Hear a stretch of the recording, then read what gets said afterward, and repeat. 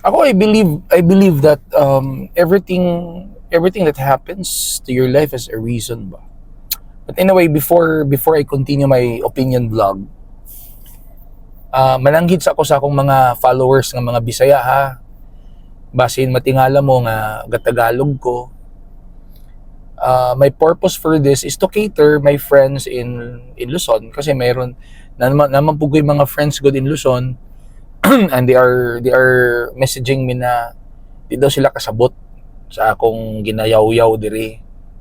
So, I decided na magtagalog. So, pagpasensyahan nyo na mga friends na ako na Bisaya baka sabihin yung Tagalog-Tagalog lang, hilas kayo, no?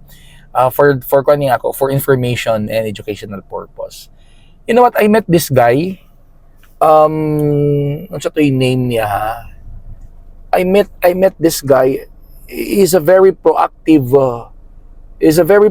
guy. He is an engineer. Yeah, si Engineer Danny. Wala lang, nag-met lang me and then nag-coffee me. So one of okay, ito marami akong natutunan kay Sir Danny, and at the same time, the good thing about it is meron na naman akong napuntahang isang coffee shop na maganda din. But anyway, this topic is not all about coffee shop. Kasi meron akong coffee shop magandang coffee shop. Doon ako nagkakape talaga. But anyway, I met this guy, si Sir Danny. He's an electrical engineer. And then he introduces to me solar. Solar energy. Tayo mga karaniwan tao kapag sinasabing solar, ang pinakaunang mag-pop up sa mind natin is yung mga poste. 'Di ba yung mga poste na umiilaw tuwing gabi? Yun ang concept natin ng solar eh. Yung palang ganun na concept, it's just a tip of the iceberg. Napakaganda pala ng solar energy. Talagang nakakatulong sa ekonomiya. Not only sa ekonomiya kasi talagang inintroduce ni Engineer Danny sa akin and you know what, magle-less ng mga around 40 to 60% ang bill mo sa kuryente using solar power, mga kaistorya. Pero ito yung merong iba nagkaroon ng wrong connotation about solar kasi mali yung naging supplier nila. So crucial din pala mga kaistorya na if you want to venture into solar energy, you must be on the right person, right supplier. Otherwise, masasayang ang oras mo, and most especially masasayang ang pera mo kung maling tao or maling supplier ang nakausap mo. Na-explain talaga sa akin ni Engineer Danny how solar power works. Parang ganito lang pala yan. Dalawa pala yan kasi ang concept kasi natin sa solar is kapag ka may brownout, agad-agad mag-iilaw. 'Di ba? 'Yun ang concept na hindi. Generator ang ibig mong sabihin. Iba yung solar. I'll do my best to explain it in a layman kasi hindi naman ako engineer. Sa pagkakaintindi ko po sa explanation ni Engineer Danny sa akin, there are two types kasi kapag ka magpapakabit ka ng solar. Merong solar na ganito na lang, kasi highly technical eh. May solar na talagang direct from the sunlight ang source of energy mo at ginagamit siya tuwing umaga, tuwing may araw. At meron din naman palang solar na pwede mong gamitin sa gabi pero dapat meron kang imbakan ng solar energy. Ganun yun. Pero malaking tulong mga istorya kasi dito tayo sa basic.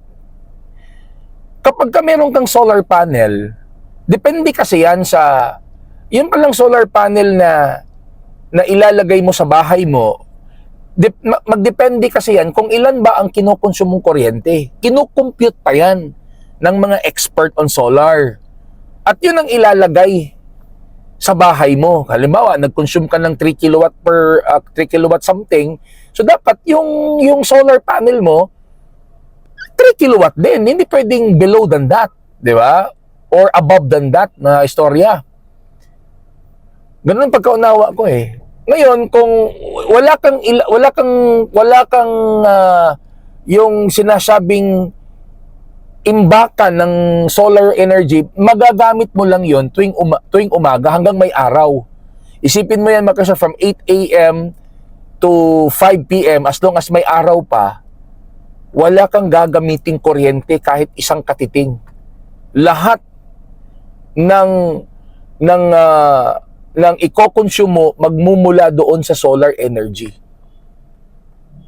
O di ba? So ngayon ang concept pala doon, kung meron kang ganon, doon ka na dapat sa umaga magwa-washing machine, mamamalansa, at pwede kang mag-aircon all you can as long as may araw kasi wala kang babayaran kuryente. Doon kukunin sa solar energy. At yun naman palang solar energy na sa gabi, para pala magamit mo yun, dapat meron kang imbakan. So ganito yan ha, ito yung explanation sa akin ni Sir Danny na gusto mong gamitin yung solar energy mo sa gabi or gusto mong gamitin yung solar energy mo sa kapag ka may brownout sa gabi, dapat may imbakan ka. Kasi doon ilalagay yung mga solar energy sa imbakan. Pag gabi, kung ayaw mong gumamit ng kuryente sa electric provider, sa like, si Palco, Moresco, Buseco, or what, pwedeng doon mo kukunin sa imbakan ng solar energy mo. Iba din yon, ibang setup din yon. Meron ding setup na talagang direct from the sunlight, doon kukunin. Pero hindi mo magagamit yun kapag kagabi kasi walang araw eh. Pero may solar panel pala na doon sa imbakan mo kukunin tuwing gabi yon. Napakaganda, napakagaling. Isipin mo na 40 to 60% ang mababawas sa kuryente mo. At na-explain niya sa akin in a layman term. Gusto ko lang i-share ito kasi bakit ko ito na-share? Ganito yon. Ganito yung point ko. Di ba ang gobyerno natin ay nag-iisip na makatipid? Di ba? Di ba ang gobyerno natin nag-iisip na makatipid? Ano kaya kung lahat ng mga opisina ng gobyerno natin gagamit ng solar energy? At take note, hindi na kailangang, di ba? Ang take note, yung kuryente ng mga government offices natin gamit na gamit sa umaga at hapon. Gamit na gamit sa panahon na may araw. Ngayon, kung lahat ng mga opisina ng gobyerno natin from Luzon to Visayas to Mindanao, lahat solar energy or solar panel ang ilalagay, isipin mo yan mga kaistorya kung ilang bilyon ang matitipid ng gobyerno natin buwan-buwan. Nakuha nyo? Diba? Kaya, I'm so excited to say this at nagtatagalog ako, baka pwedeng makonsider ito ng gobyerno, itong sinasabi ko ngayon, because they are looking for ways to conserve money. Ano kaya kung lahat ng mga government offices magpalagay ng solar panel? Kasi lahat ng government offices natin may aircon yan eh. Ilang libo yan na istorya, buwan-buwan ang nababayaran ng gobyerno sa kuryente.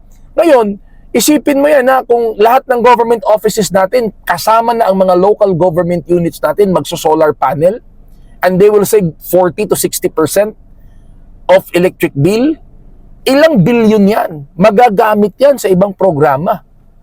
Diba? At ito pa, ba't ko nasabi ito? Sana, yung mga housing projects din natin, sa gobyerno at kahit sa mga pribadong housing projects, ano kaya kung isasama na natin, i-built-in na natin yung solar panel sa roof ng bawat bahay? para solar generated na ang mga bahay ng mga Pilipino. Ako, malaking tulong yan.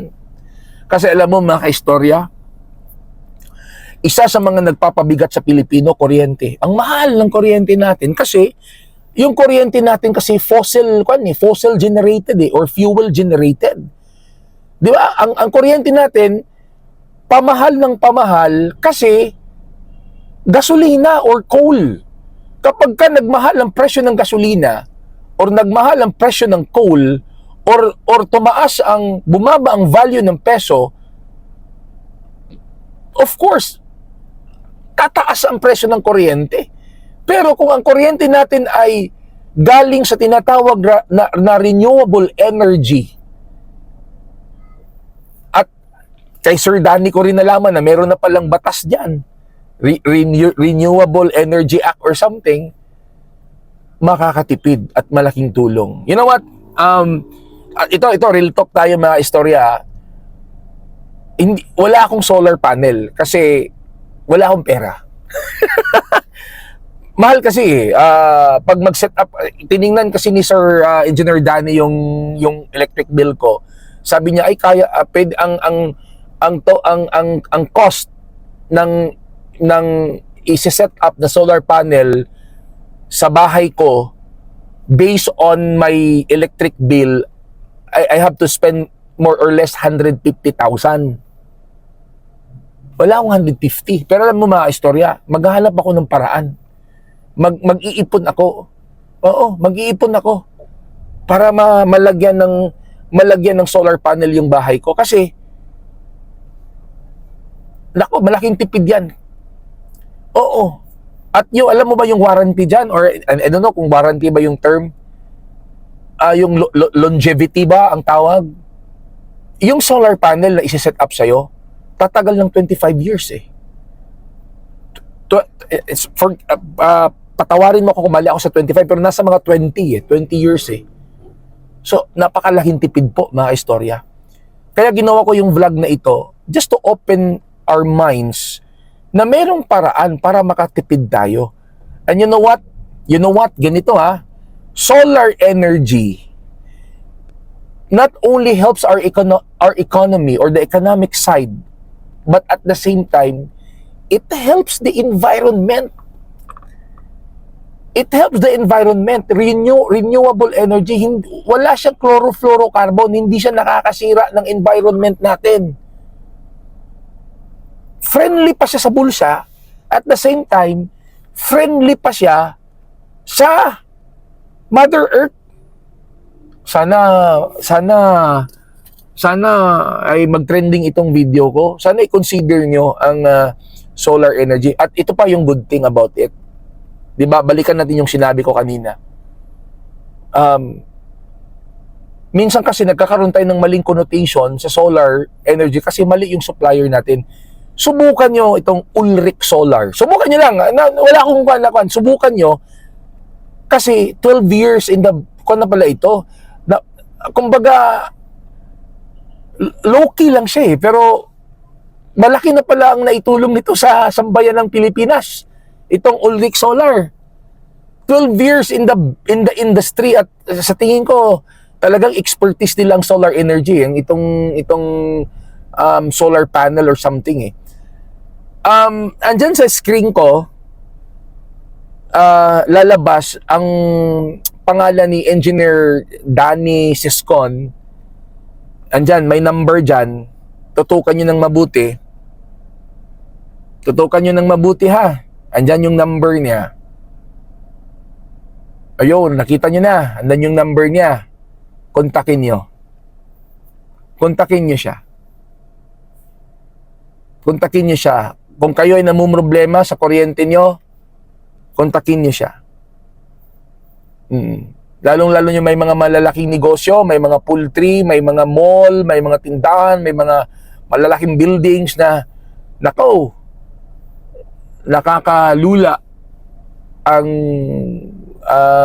kuryente. Kontakin nyo si Engineer Danny and he is willing to educate you about the benefit or the advantages of having a solar panel, mga istorya. Yun lang, share ko lang.